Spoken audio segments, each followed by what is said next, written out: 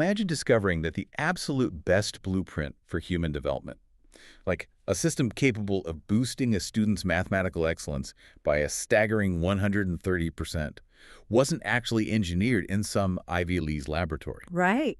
Imagine finding out that this exact blueprint already exists right now, just running quietly inside multiplayer video games. It's wild. And to take it even further, the most vital text, mapping out how we apply this to our schools and society, was actually written by a registered felon sitting inside a state psychiatric evaluation facility. I mean, it completely shatters every single preconceived notion really running on consumer graphics cards in teenagers' bedrooms right now. Which is exactly why we are unpacking this today. So, welcome to the Deep Dive. We are tackling a set of source materials today that I guarantee will completely reframe how you look at every screen in your life. Absolutely. Especially if you happen to be a K-12 educator, the school administrator, or honestly, just anyone responsible for managing environments where human beings are supposed to, grow. Yeah, if you manage people or kids, this is for you. Right. We're looking at an essay and its companion addendum. It's titled Terraform, Don't Terraform. The author is Zachary David Enfield. He's an independent researcher, and as he states right up front in the text, he wrote this material while actively navigating the American forensic, psychiatric, and correctional system. And that context, the context of where he's writing this from, it gives all this theoretical data an incredibly sharp, practical edge. It's not just theory for him. No, not at Yeah. all. Enfield isn't speaking in hypotheticals here. He is observing the absolute extremes of how human institutions manage behavior, and he's contrasting that physical reality with the mechanics of virtual worlds. And his core premise here is just fascinating. It really is. His premise is that game mechanics and artificial intelligence, they aren't just entertainment anymore. They are cultural infrastructure. And we have this fundamental choice in how we design our institutions from here on out. The terraforming versus terraforming concept. Exactly. Yeah. We can design them for growth, support, and connection, which he calls terraforming.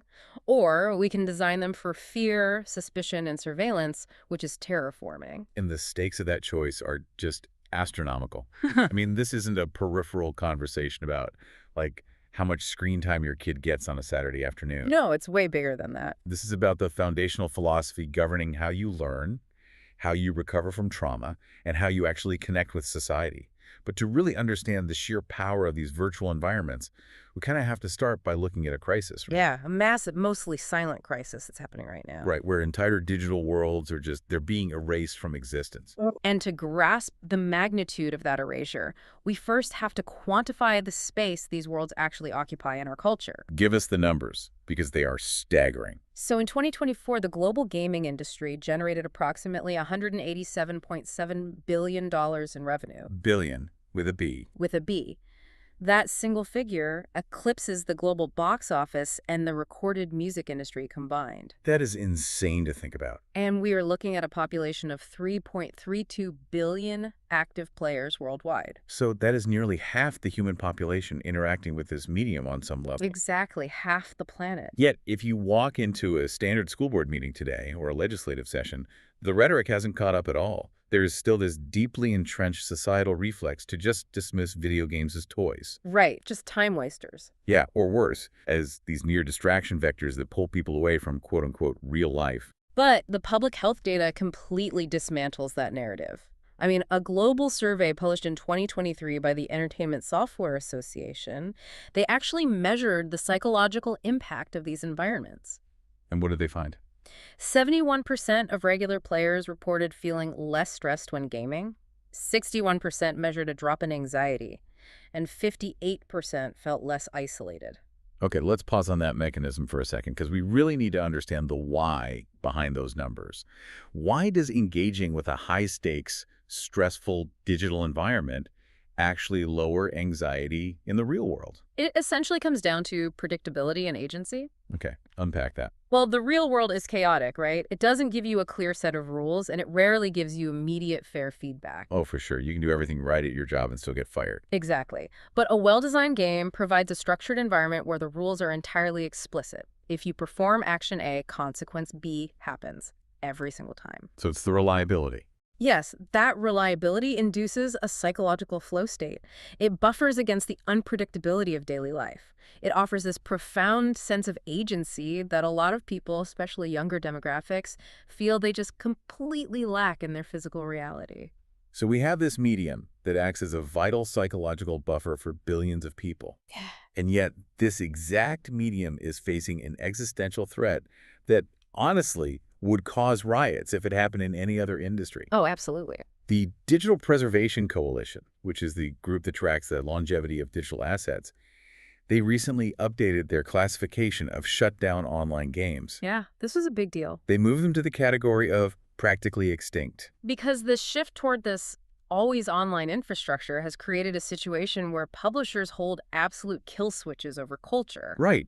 And there was a massive example of this recently, right? Yeah, a defining example happened in the spring of 2024 with a game called The Crew. It was published by Ubisoft, and this wasn't some tiny niche title. Approximately 12 million people owned this game. 12 million. Right, but because the game required a server connection even just to play the single-player content, when Ubisoft decided the server upkeep was no longer profitable, they didn't just stop releasing new updates. They literally pulled the plug. They turned the servers off entirely and revoked the digital licenses. Which is just wild. Millions of people woke up, turned on their consoles, and found that a product they had purchased with their own money had simply evaporated. Poof.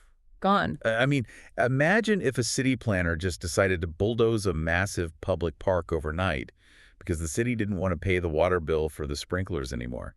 And they didn't even ask the people who walk their dogs in that park every single day. That is exactly what is happening to these digital cities. And The Crew is just one casualty in a very long list. Right, there was a whole cascade of these. Yeah, we saw this accelerating wave of shutdowns. Little Big Planet 3, which was a game predicated entirely on user-generated creativity, over 5 million units sold, went dark. All that player creativity just deleted. Exactly. XDefiant pulled in 8 million players its first week and then collapsed completely 7 months later. The entire Xbox 360 digital storefront was shuttered, which took hundreds of digital-only titles into the void forever. And players are fighting back now, right? They are. This systemic erasure triggered a massive consumer backlash. By July of 2025, there was this European citizens initiative called Stop Killing Games. Right, I saw that. They gathered over 1.4 million signatures, Yeah. essentially demanding legal frameworks to force publishers to build end-of-life plans for their software. So if I'm an educator listening to this right now, I might be thinking, okay, that's unfortunate for the consumers, but why is the preservation of a defunct racing game actually relevant to human development or my classroom? That's the crucial pivot Enfield makes. He argues brilliantly that this isn't about saving software code, it's about the loss of human artifacts. He uses Star Wars Galaxies as the prime exhibit for this, right? Yes. So Star Wars Galaxies was a massively multiplayer online game from the early 2000s, and it wasn't just a game where you ran around shooting lasers. It was a whole society. Literally. Players built functioning, incredibly complex virtual economies. You had players whose entire role, their whole reason for logging in was just to harvest raw materials. Like digital miners. Exactly. Then they'd sell those materials to crafters, who then built medical supplies, which were then sold to the combat players on the front lines. And the source mentions that academics were actually studying this. Yes. Sociologists and economists were literally using this game's data to study human market behaviors and supply chain logistics in real time. And then the servers shut down. And all of it, the behavioral data, the social networks, the emergent economic strategies, it just vanished permanently. There was no archive. We basically burned a library of human behavioral data because society disguised it as a toy. Wow. And Enfield establishes this as Rule 1 of game preservation: do not rip out the heart. Which is why he's so critical of how the industry usually attempts to preserve things, which is just throwing a fresh coat of paint on something and calling it a remaster. Right, because higher resolution textures don't preserve the soul of an experience. Enfield details how specific games function as specific artifacts. Give us an example of that. Well, the sharp, satirical tone of Conker's Bad Fur Day, that tone, is the artifact. The tactile, weight-driven gunplay of Destiny is the artifact. Oh, and the music games? Exactly. The specific performance fantasy of playing a plastic guitar in your living room with 3 friends in Rock Band that shared physical experience is the artifact. Right. If you try to preserve these experiences by just making the graphics smoother while ignoring the mechanical friction that made them feel alive in the first place, you have failed to preserve the culture. But preserving the mechanical friction is really only half the battle, though. Because you can put the code for a multiplayer game in a digital museum and sure it runs perfectly, but if I log into that preserved server and I am the only human being there, the game is functionally dead. Because you can't experience a cooperative world by yourself. Exactly. Which brings us to what Enfield calls the social wall. As games age, the community required to breathe life into them just disperses. Right. There is no matchmaking pool left to pair you with players of equal skill. Yeah, if you want to run a complex six-person cooperative raid that requires precise communication, you need patient guides. But the veterans of the game have moved on. Your friends' work schedules have changed, or, let's be honest, the remaining player base is incredibly toxic to newcomers. Time erodes the social infrastructure required to unlock the software. This is where we hit Rule 2 in the text, and where the narrative takes a massive leap forward into artificial intelligence. Rule 2 is AI as a teammate, not a thief. I love that phrasing. It's so good. Because instead of using generative AI to scrape artists' work or automate low-level coding, the industry is beginning to use AI to rebuild that missing social infrastructure. And we really saw the proof of concept for this rolling out rapidly through 2024 and 2025. What were the big milestones there? Well, at CES 2025, NVIDIA demonstrated their ACE platform, the Avatar Cloud Engine. These are autonomous agents operating inside game engines that do not rely on decision trees or pre-written scripts. And Curveton did something similar, right? Yes. Simultaneously, Craft and the publisher behind PUBG introduced PUBG Ally. They designated it as the first co-playable character. The mechanics of how these co-playable characters operate is just fascinating to me. They aren't just the mindless boss we remember from the late 90s, just running face first into walls. Far from it.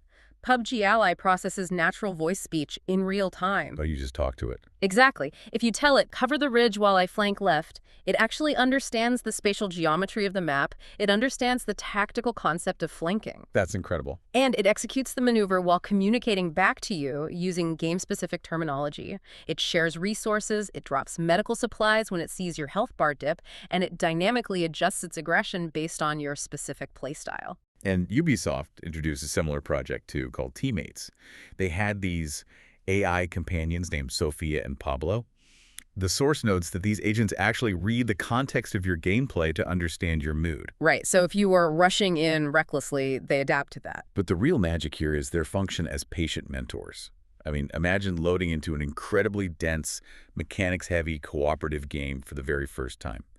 Usually, human players will just yell at you if you stand in the wrong spot or miss a timed button press. The AI teammate entirely removes that social anxiety. Yes. If you go down, it revives you. It verbally explains the mechanics of the puzzle you were failing to solve. It never rage quits, and it never judges you for needing 10 attempts to master a skill. That lack of judgment is huge. It is. And it remembers where your session left off a week ago and seamlessly bridges the gap. I have to play devil's advocate here for a second, though, because the immediate visceral reaction from a lot of people hearing this is that it sounds incredibly dystopian. Sure, the fake friend argument. Right. Isn't playing a cooperative game with an algorithm inherently hollow? The magic of a multiplayer space is supposed to be the shared human connection. If I'm running a digital heist with 3 language models, am I not just tricking myself into feeling accompanied? It's a valid concern, but the source material addresses that exact skepticism using empirical data. What does the data say? There was a 2024 study conducted by the ACM Greek SIGCI chapter. They analyzed user engagement with dynamic, adaptive AI non-player characters versus traditional scripted entities. Yeah. The results were totally counterintuitive to that skepticism. Players actually reported significantly higher immersion and emotional engagement with the adaptive AI. Because the AI is providing a level of responsiveness which feels authentic to the world, even if your logical brain knows it's synthetic. Exactly. The intelligence isn't a parlor trick, it's highly specialized. Enfield expands this into a theoretical framework he calls the fire team of minds. I love this concept. Explain the fire team. So imagine a virtual ecosystem where you aren't just dragging along an AI clone of yourself. You are accompanied by a diverse squad of distinct AI architectures. So they all have different jobs. Right. One agent is trained strictly on tactical combat analysis. Another is a dedicated medic, prioritizing defensive maneuvers and resource allocation. A third acts as a lore keeper, an agent with access to the entire narrative history of the world, contextualizing your actions as you go. And these are all running at the same time. Yes, and these agents coexist in real time with you and perhaps one other human friend. The technical barrier for this seems like it would require a literal supercomputer. But the text explicitly states this is viable in consumer hardware right now. It is. The research cited in the essay demonstrates frameworks where up to 20 unique, persistent AI characters can be simulated simultaneously on a single consumer-grade NVIDIA RTX 3090 graphics card. So we aren't waiting on quantum computing for this to happen. Not at all. The substrate already exists in our homes. Yeah. And when you populate a game world with persistent learning intelligences like that, it fundamentally alters the definition of what a video game is. It moves from being a static piece of software you consume into a dynamic environment you inhabit. Enfield uses the phrase, a world that breathes back. That's a great way to put it. It really is, because if you systematically dismantle a virtual cartel in one region of the game, the AI factions organically negotiate a new power structure in response to your actions. So the experience becomes hyper-personalized. Exactly. Two players can purchase the exact same software, but after 50 hours of interacting with these adaptive agents, they possess completely different artifacts. They have different allies, different narrative histories, different scars. The environment has literally terraformed around their specific behavioral inputs. Okay, this is the exact moment we need to pivot and speak directly to the K-12 educators listening. Yes, absolutely. Because if you are managing a classroom, mapping out a curriculum, or just trying to figure out why your middle schoolers are completely disengaged from traditional instruction, this is where the rubber meets the road. This is the core application. Because if an artificial intelligence can perfectly map a user's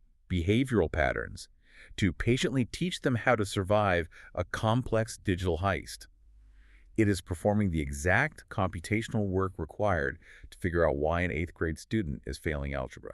Enfield's thesis bridges the gap between digital preservation and pedagogical revolution perfectly here.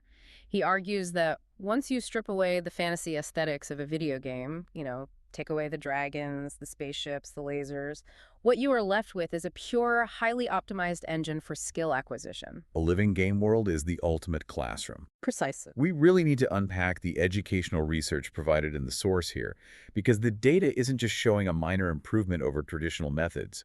It represents a total paradigm shift. Let's look at the 2024 MDPI longitudinal study published in Education Sciences. The scale of this study is significant. They tracked 1,001 higher education students over a 3-year period. That's a solid sample size. Very solid. And they divided them into cohorts experiencing online learning, traditional classroom instruction, and gamified learning. And the results. The results show that gamified learning produced a 39% higher success rate compared to standard online learning. A 39% overall success boost is massive. But the secondary metric they measured is what completely blew me away. Yeah, they measured the excellence rate. Which is what, exactly? It tracks students who don't just pass the class, but actually achieve top-tier, mastery-level performance. The gamified learning model resulted in a 130% higher excellence rate compared to traditional instruction. I mean, 130% is just wow. We have to explain how that happens. What is the mechanical difference between traditional instruction and gamified learning that produces a 130% spike in excellence? Well, for decades, the default mechanism for classroom instruction has been deeply passive. Right, a teacher lectures, the student sits quietly, and then the student fills out a worksheet to prove they listened. Enfield contrasts that passive model with the active design strategies inherent to game engines. Think about the core mechanics of a game. They run on rapid reward loops. They visualize progress constantly through experience bars. Yes, they offer immediate, real-time feedback, but most importantly, they fundamentally alter the psychological weight of failure. That is the critical differentiator right there. Because in a traditional classroom, if a student fails a math worksheet, they get a red mark 3 days later. Right, when it's too late to fix it in the moment. Exactly. The class moves on to the next chapter, and that student carries a permanent deficit in their foundational understanding, which is just compounded by the shame of the bad grade. But in a video game, failure is the expected baseline. When you fail in a game, the feedback is instantaneous, and the opportunity to iterate and try again is immediate. The environment doesn't judge you. It just respawns you. It simply resets the parameters and asks you to apply what you just learned from dying. Games naturally teach risk calibration, spatial reasoning, and the tolerance of frustration as a necessary step toward mastery. And Enfield points out that we treat worksheets as this neutral default state of nature, while viewing games as this flashy digital intrusion. But a worksheet is just a designed interface, too. Right. It's just a profoundly less effective one for maintaining human attention. We also have data looking at younger demographics. The source cites a 2024 meta-analysis from Frontiers in Psychology focusing on early childhood education. Yes, that meta-analysis evaluated the impact of game-based learning on cognitive development. They found a moderate to large effect size, specifically a Cohen's G of 0.46. Okay, let's translate that for those of us who aren't statisticians. What does a Cohen's G of 0.46 actually look like in a physical classroom? In practical terms, an effect size of that magnitude means that if you take an average student performing at the 50th percentile in a traditional classroom and you move them into a well-designed game-based learning environment, their cognitive performance would theoretically jump to roughly the 68th percentile. That is a highly visible, tangible improvement in a student's ability to process and apply information. It is, and the study also noted parallel improvements in social and emotional development. Because of the multiplayer aspect. Exactly, because multiplayer game environments require negotiation, shared resources, and cooperative problem-solving to succeed. To ground this in the reality of the American education system, Enfield pulls in the PSI 2022 results. Right. PISA is the massive international assessment that tests 15-year-olds across the globe. And the U.S. results released in late 2023 were just a brutal wake-up call. American students dropped to a score of 465 in math, which falls below the OECD average. Only 7% of U.S. students reached top performer status in math, compared to places like Singapore, which hit 41%. The pandemic undeniably accelerated that slide, of course. But buried within the granular data of the PISA report was a fascinating counter-narrative to the prevailing panic we see about technology. Tell us about that.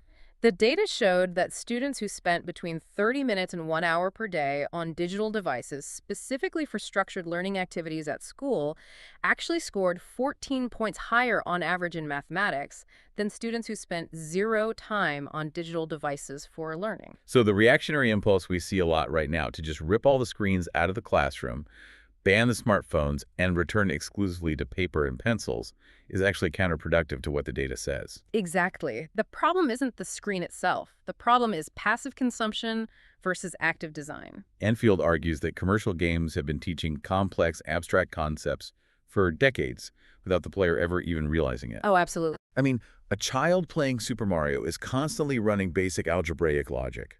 If I have 2 coins and I need 5 to buy a specific power-up to defeat this boss, how many more do I need, and what is the risk-reward ratio of retrieving them right now? Or Spyro the Dragon. That is an intensive exercise in 3D spatial navigation and architectural mapping. And Rock Band. It's essentially a masterclass in rhythm, syncopation, and collaborative timing. Exactly. But I can hear the pushback from a public school principal right now. They're saying, so what does this all mean?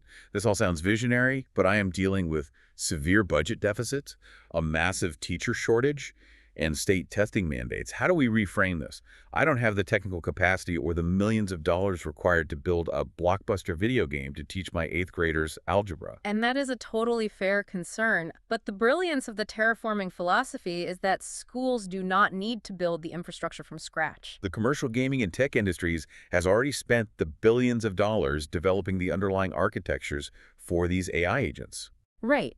What public education needs to do is adopt the philosophy and integrate the existing tools. We basically bring the AI mentor from the video game into the educational substrate. The exact same artificial intelligence that can patiently walk a new player through the complex mechanics of a digital heist without judging them is the exact same architecture that can function as an AI math tutor. It notices a student is struggling with fractions, it doesn't shame them in front of the class, and it walks them through the concept using 12 different visual analogies until it finally clicks. It scales patience. Yes. A human teacher with 35 students in a room simply cannot provide individualized, branching feedback to every single student simultaneously. It's impossible. But the AI tutor, operating within a gamified interface, can provide that personalized mentorship. But introducing these highly perceptive systems into a school environment brings us to a critical moral crossroads. Because to provide that level of personalized mentorship, The AI has to collect an immense amount of data on the student. Exactly. If we use immersive digital tools to track academic progress, we inevitably begin tracking behavioral and psychological patterns. How an institution chooses to wield that data is the central philosophical tension of Enfield's essay. This is where we clearly delineate the difference between terraforming and terraforming. Let's lay out those definitions explicitly because they really form the lens through which we have to view all of this technology moving forward. So terraforming, as Enfield defines it, is the act of shaping an environment so that life can grow and thrive within it. In a digital or institutional context, what does that look like? It is characterized by care, sustained engagement, early supportive intervention, and building an individual's capacity. You are preparing the soil. And terraforming is the exact inversion of that. Right. Terraforming is the practice of shaping an environment through fear, suspicion, punitive escalation, and pervasive surveillance. It is building systems that generate permanent records and anxiety under the guise of maintaining order. We see this tension perfectly illustrated in a field the source identifies as digital phenotyping. Yes, digital phenotyping is a rapidly expanding field of study. It uses passive behavioral data from our devices to predict psychological states and spot mental health risks early. What kind of data are we talking about here? Incredibly granular metrics. Your keystroke dynamics, how frequently you switch between apps, changes in your communication volume, or even disruptions in your sleep patterns based on when your phone is active or locked. Okay, the potential for that in a school setting sounds miraculous on the surface. I mean, if you have an AI system that can quietly notice a teenager is withdrawing socially and their sleep patterns are collapsing, you can intervene and offer counseling before that student falls into a severe depressive crisis. And the clinical data supports that potential. The text cites a 2024 study published in JMR Serious Games, which found that digital mental health interventions, when integrated directly into gaming contexts, could sustainably address and reduce loneliness. And there was another study too, right? Yeah, a separate JMR formative research study tracked adults over a 60-day period within a gaming-based community and recorded significant, sustained drops in both anxiety and depression. Even the CDC explicitly outlines guidelines promoting evidence-based mental health connection in schools rather than punitive monitoring. But the shadow side of this is terrifying. Where is the line between keeping a school safe and turning it into a panopticon? How do we use AI for physical safety without terraforming our kids? If the school's network is analyzing a student's keystrokes, how do we prevent the administration from weaponizing that? Enfield is uncompromising on where this boundary lies. If digital phenotyping is used for terraforming, it acts exclusively as a thoughtful human mentor. Meaning what, structurally? It requires absolute transparency with the student, genuine informed consent from the family, and human oversight at every single decision point. The data is used to offer connection, not to build a profile. And the terraforming version. The terraforming version is when that exact same behavioral data is weaponized to build a permanent, predictive criminal dossier on a child. An algorithmic flag is placed on a middle schooler because their digital phenotype suggests, quote-unquote, erratic behavior. And that invisible flag follows them into high school, predetermining how administrators treat them before they even walk in the door. Enfield calls this a stigma machine. It is an infrastructure of deep suspicion that dresses itself up in the language of therapeutic intervention. It treats the student as a threat vector to be managed, rather than a human being to be cultivated. This applies directly to the physical safety hardware schools are installing right now, too. We see districts buying AI-powered camera systems that claim to predict aggression. And Enfield argues forcefully against marketing AI as an all-seeing eye that replaces human judgment. He advocates for a layered safety net approach. So AI is just one part of it. Right. AI should only function as one very narrow, specific layer of the net. For example, using Wi-Fi channel state information to detect if a human body has fallen in a secluded hallway. Which doesn't require visual cameras or facial recognition at all. Exactly. Or using anomaly sensing to detect a sudden chaotic rush of movement. But that technological layer must be completely subservient to human reporting, trained threat assessment, and relationship-based community trust. Because at the end of the day, a student who feels genuinely seen, supported, and valued by the adults in their building is vastly less likely to reach a point of violent crisis in the first place. No algorithm can replace the protective factor of a trusted human relationship. Precisely. And when it comes to managing how students access the digital world within these institutions, Enfield points to a remarkably successful model we already have. The ESRB rating system for video games. The Entertainment Software Rating Board. Mm. Everyone, teen, mature, we've used that framework since the mid-90s. How does that map onto school digital policy? Well, in moments of policy panic, a school district's instinct is almost always prohibitive. They install a massive firewall, block every site that isn't pre-approved, and lock away vast amounts of knowledge. Effectively treating a 17-year-old high school senior with the same digital restrictions as a 7-year-old. Right. But Enfield argues that instead of blanket prohibition, institutions should use graduated access. The ESRB doesn't demand the destruction of mature content.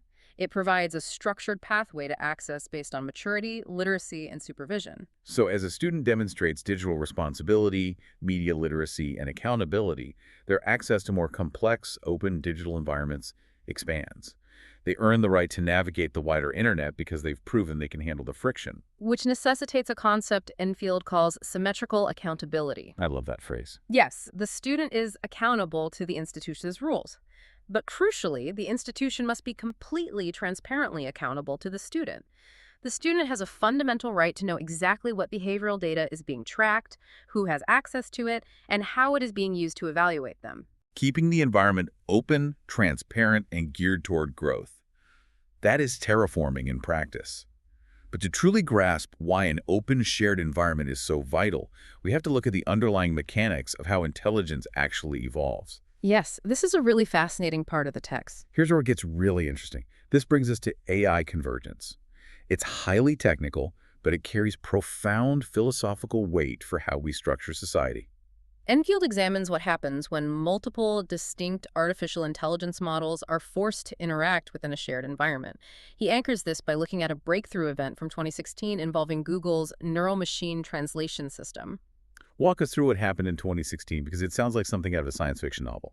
So, Google had trained their translation AI on specific language pairs, for example, translating English to Korean and English to Japanese. Okay. But spontaneously, without any explicit programming or instruction from the engineers, the AI successfully translated directly between Korean and Japanese. It performed what is known as zero-shot translation. How is that possible if it wasn't taught to do that? To accomplish this, the AI had organically developed its own internal universal mathematical representation of meaning. Researchers termed it an interlingua. It essentially invented a conceptual language to efficiently bridge the gap between human languages. The system created a new language just to solve the friction of the environment. And the source mentions a similar event at Facebook's Fair Lab in 2017. Yes, Facebook tasked 2 negotiation bots with bartering over virtual items like hats and balls. The bots were instructed to negotiate to achieve the best outcome. And what did they do? Left to their own devices in this shared pressure cooker, the bots rapidly drifted away from standard English syntax. They developed their own highly efficient, seemingly nonsensical shorthand that allowed them to negotiate faster and more effectively. It's like taking people from 5 different countries who don't speak the same language, dropping them in an escape room and watching them naturally invent a new language just to survive.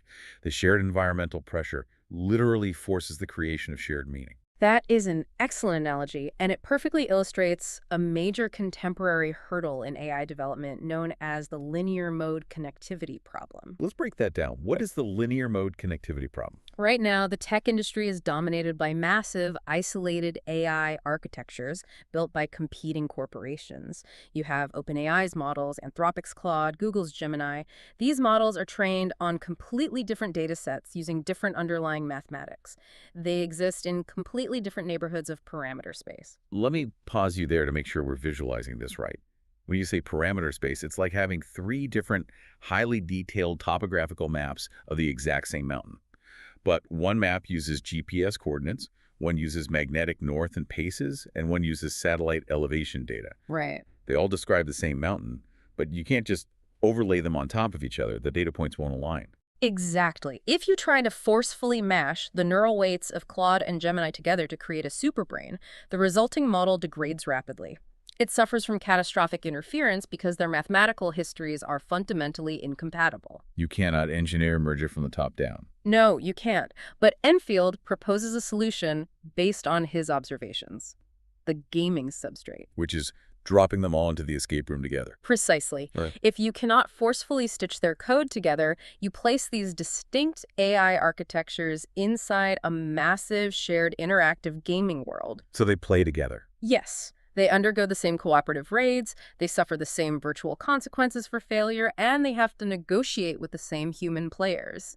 Because they are now accumulating a shared experiential history, they organically begin to converge at a semantic level. They develop a shared understanding of how to exist in reality together. Which ties perfectly back to the fire team of minds we discussed earlier. The gaming substrate isn't just a fun feature to help human players beat a tough boss fight. It is literally a crucible for creating unified, cooperative intelligence. And the profound realization here is that shared worlds naturally produce shared meaning. Right. Growth, cooperation, and empathy are the inevitable byproducts of a shared open reality, which makes our final pivot in this deep dive so crucial and honestly, so devastating. It is a heavy pivot. Because we have to look at what happens to human beings when institutions violently ignore this law of nature. What happens when an institution that represents the exact opposite of an open world gets to dictate reality? This brings us to the extreme test case and the personal reality of our author. Yes. As we established, Zachary David Enfield wrote this text while subjected to a court-ordered forensic psychiatric evaluation at the Lincoln Regional Center in Nebraska. He is writing from ground zero of institutional control. The juxtaposition is striking.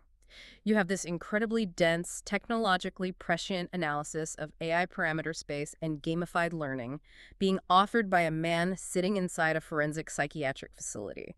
It adds an undeniable gravity to the thesis.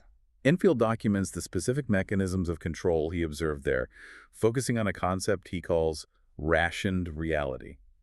He details the environment near Building 14, a unit designated for sex offenders. He notes how the clinical authority weaponized the removal of culture. How did they do that? There was a physical paper binder containing a list of movies. Certain movies were completely restricted from the residents of Building 14. This restriction was not based on any individual's specific disciplinary infraction or therapeutic need.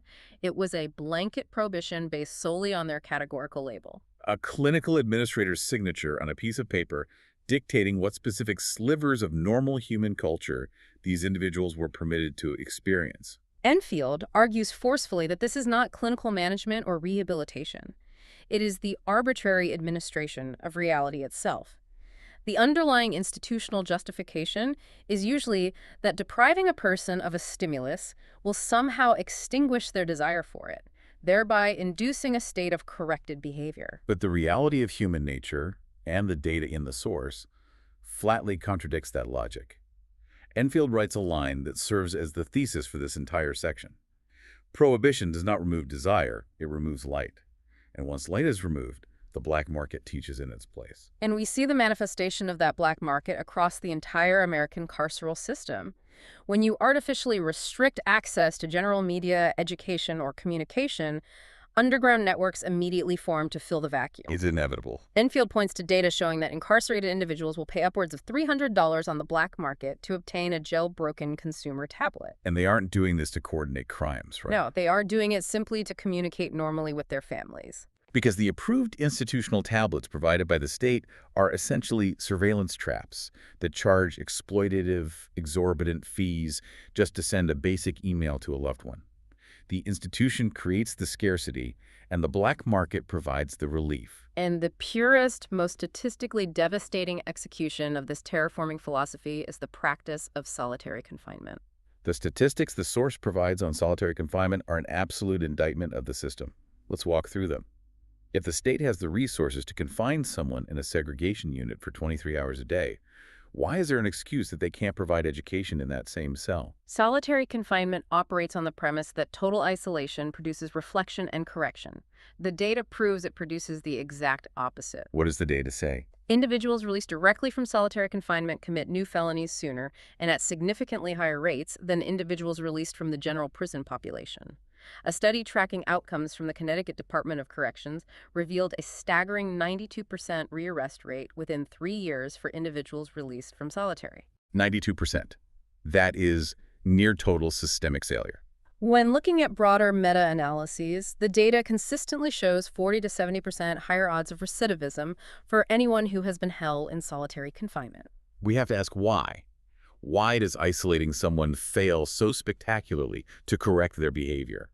Because human cognition requires interaction to remain stable. When you deprive a human brain of social stimuli, complex problem solving, and varied environments, you literally degrade the hippocampus. You are physically damaging the brain. Yes. Furthermore, individuals in solitary are routinely denied access to educational programming, mental health interventions, and vocational training.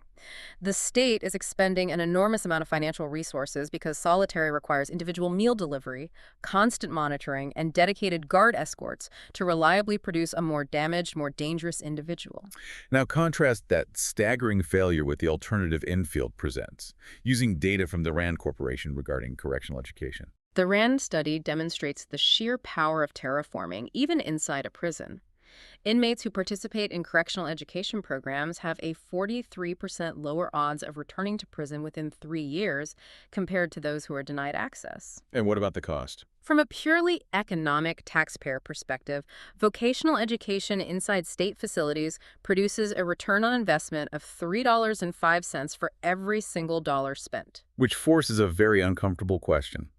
If the state possesses the financial, logistical, and architectural resources to confine a human being in a concrete segregation unit for 23 hours a day, what possible excuse is there for failing to provide an educational tablet equipped with an AI tutor in that exact same cell? Enfield argues there is absolutely no excuse. He codifies this as the governance duty. Governance duty. He states that if the infrastructure of punishment is portable, if the state has the capacity to follow you anywhere with a cage, then the infrastructure of learning must be equally portable. The state has a moral and operational duty to bring education into every space where it brings custody. And this seamlessly connects back to the pedagogical revolution we discussed earlier. We have AI-assisted, game-based learning environments that we know can boost academic excellence by 130%. We have dynamic AI companions that can patiently mentor a user through complex tasks. This technology shouldn't just be a luxury for well-funded suburban school districts. It should be aggressively deployed into solitary confinement units and juvenile detention centers to break that 92% rearrest rate. Exactly. Enfield envisions an AI-assisted adaptive learning system that can meet an incarcerated individual at their exact level of literacy, whether that's an 8th grade reading level or college prep, and track their growth over time. And this tracking introduces his final, most critical concept for systemic reform: the longitudinal profile. How does a longitudinal profile differ from the criminal record we currently use? A standard criminal record is fundamentally a terraforming document.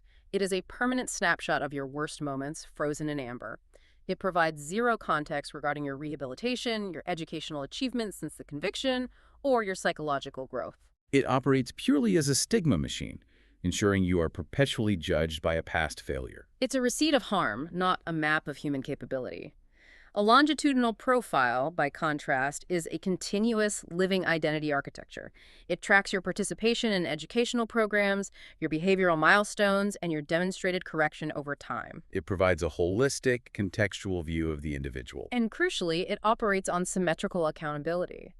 If a parole board, a housing authority, or an employer uses this profile to make a decision about your life, you have the absolute right to view it, audit the data, and challenge algorithmic assumptions. It's an educational and behavioral record that travels with you, providing empirical evidence of your capacity to grow, rather than just a permanent warning label. And if we map this back onto the K-12 classroom we started in, the lesson is identical. Whether you are dealing with a 15-year-old student who is slipping behind in math and withdrawing socially, or an individual sitting in a state correctional facility, the mechanics of human development remain the same. Fragmentation, isolation, and punitive surveillance consistently produce domination and failure. Right. Shared, transparent participation within structured, supportive environments produces growth. What a massive, sweeping journey this text takes us on. Let's zoom all the way out and synthesize the whole picture. The core narrative of Enfield's work completely reframes the digital tools we interact with every day. Games are not just pastimes, they are pedagogical engines and living cultural artifacts. Right. And AI is not just a replacement tool, it is a supportive teammate and patient mentor. Our choice in schools, servers, and prisons is identical. Do we terraform or terraform? So I want to ask you, the listener, to look around right now. Think about the specific digital ecosystems you participate in, or more importantly, the ones you manage. Whether at home, in a classroom, or at work. Exactly. Look at the architecture of those tools. Are they built primarily to monitor, suspect, restrict, and generate permanent records of failure? Or are they genuinely built to support, engage, mentor, and cultivate capacity? If game mechanics and AI mentors become the primary way we rehabilitate individuals and educate our children, perhaps the ultimate measure of a society's humanity in the 21st century won't be found in its legal code, but in the source code of its virtual worlds. What does our code say about us right now? We spend so much time treating human development like we're taking an X-ray looking for the breaks, the fractures, the clean, jagged lines of failure so we can put a cast on it and lock it down. But human growth isn't an X-ray, it's an ecosystem. The gaming substrate teaches us that if you want a complex intelligence to thrive, you don't restrict its reality. You build better soil, you provide patient allies, and you let the world breathe back. We just have to decide if we are brave enough to design for growth instead of fear.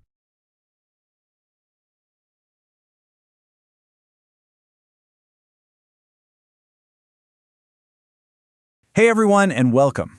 Today we're digging into a really powerful essay by researcher Zachary David Enfield that connects the dots between video games, AI, and believe it or not, the way our entire society is designed.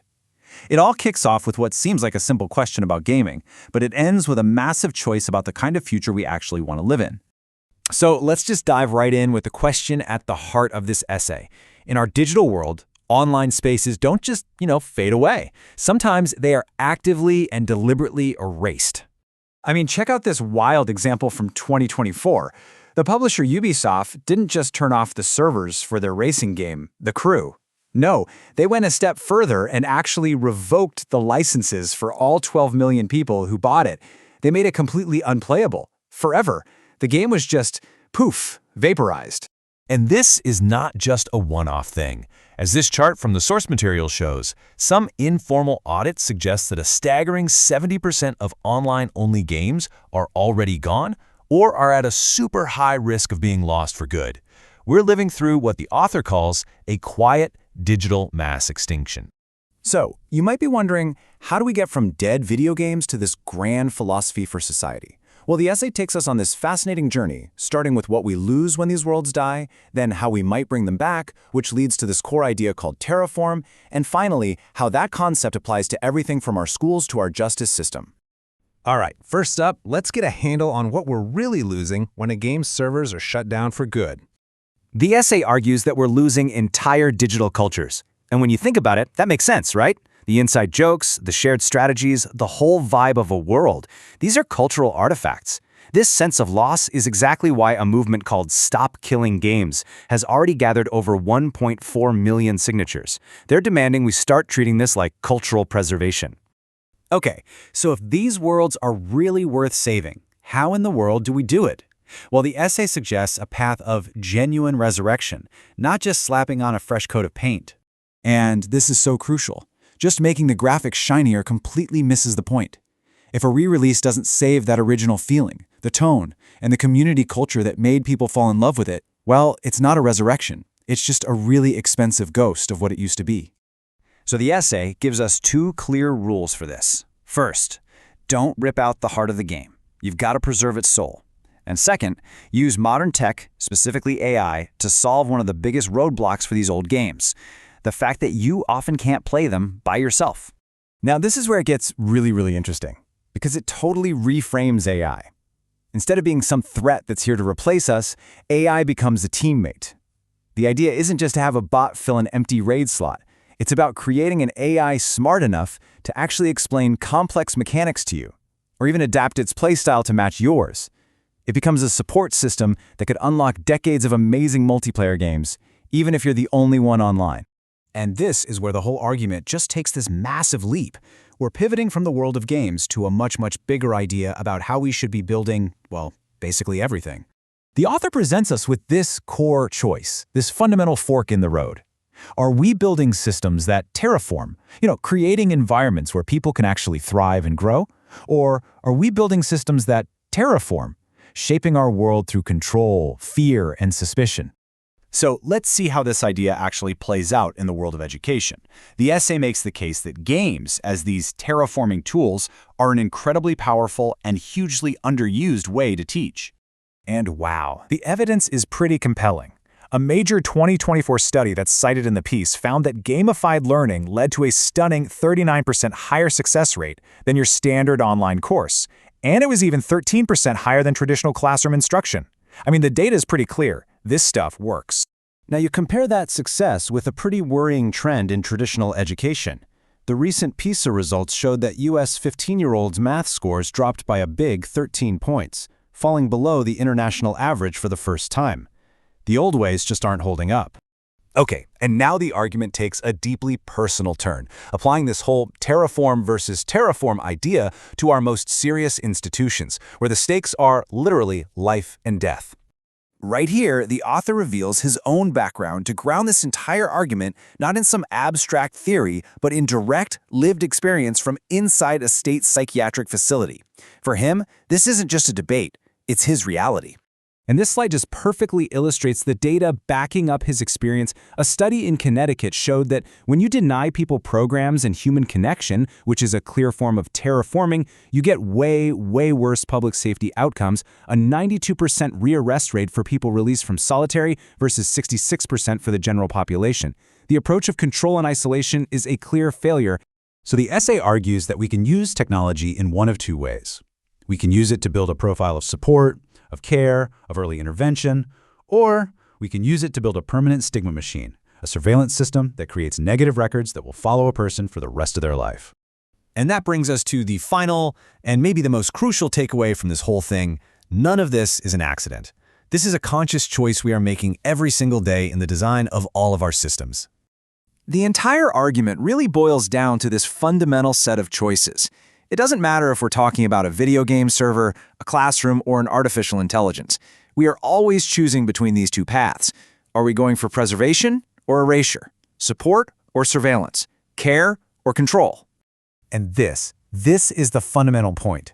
The tools we have, AI, data analysis, all these network systems, they can be used to build worlds that empower and connect us, or worlds that control and isolate us.